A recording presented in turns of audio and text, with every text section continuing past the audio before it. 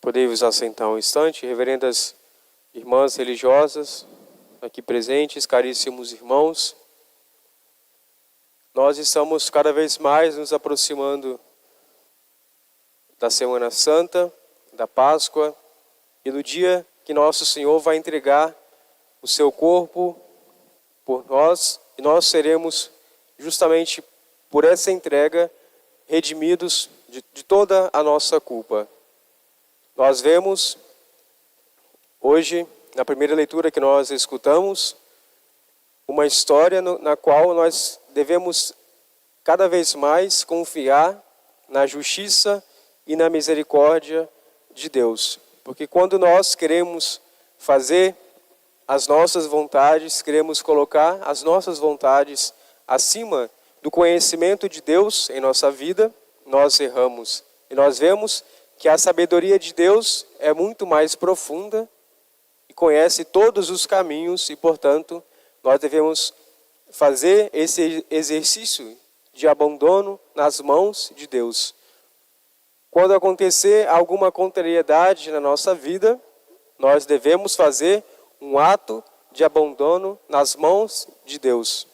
E assim, nós alcançaremos aquilo que nós tanto esperamos, se tiver de acordo com a vontade de Deus, e nós alcançaremos também a paz e a tranquilidade da nossa alma. Porque justamente quando nós sabemos que fizemos a coisa correta, a coisa certa, nós alcançamos, portanto, a tranquilidade dentro do nosso coração.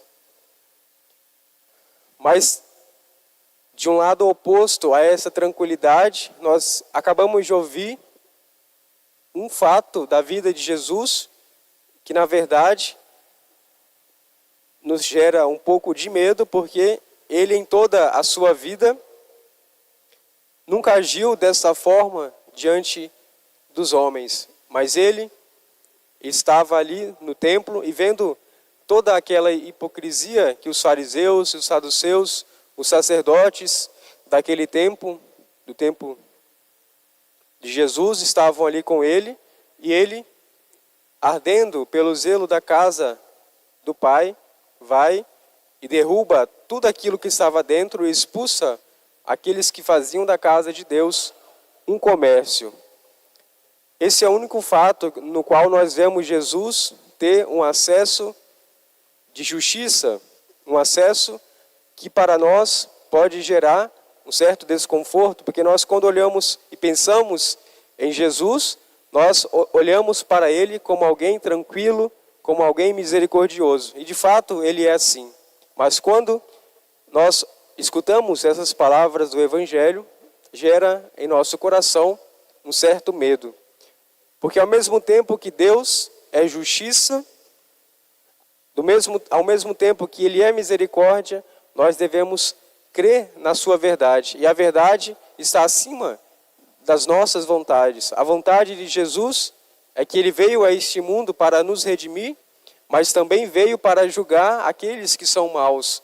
E, portanto, aqueles que por suas obras e por recusarem a vontade de Deus, a graça de Deus, se apartaram dele, ele será, portanto, não por conta da sua vontade e não querer salvar aquela pessoa, mas pelas más escolhas que a pessoa busca em sua vida. Se nós recordarmos a história da construção do templo do povo de Israel, nós nos remontaremos ao tempo do Êxodo, o qual Deus, depois de fazer o povo passar no Mar Vermelho, ele pediu para que Moisés construísse uma tenda, a qual o próprio Deus estaria com eles, caminharia com eles e estaria à frente de todas as situações. E, portanto, o templo, aquela tenda, era o lugar da presença de Deus de modo mais sublime. Mas Davi, nós sabemos muito bem, tempos depois, séculos depois, ao ver os templos dos deuses pagãos, sente a necessidade e a vontade de também construir um templo físico. E, portanto, Davi vai construir esse templo físico e somente Salomão vai conseguir terminar. E Deus por um ato de misericórdia, que não queria aquele templo, vai fazer a sua morada. Mas aquele templo que foi construído por Salomão foi posteriormente destruído várias vezes, e no tempo de Jesus, por isso que nós escutamos os judeus falando para o Senhor que há mais de 40 anos que aquele templo demorou para ser construído. Jesus não estava, portanto, falando do templo físico, mas ele estava falando do templo que é o seu corpo. Com o cristianismo, com Jesus, o templo de Jerusalém perde totalmente o seu sentido, porque Jesus Cristo, com o seu corpo, é a morada plena de Deus. E muito tardiamente que os cristãos foram fazer templos. Os primeiros lugares que os cristãos se reuniam eram as casas, eram chamadas domus ecclesiae.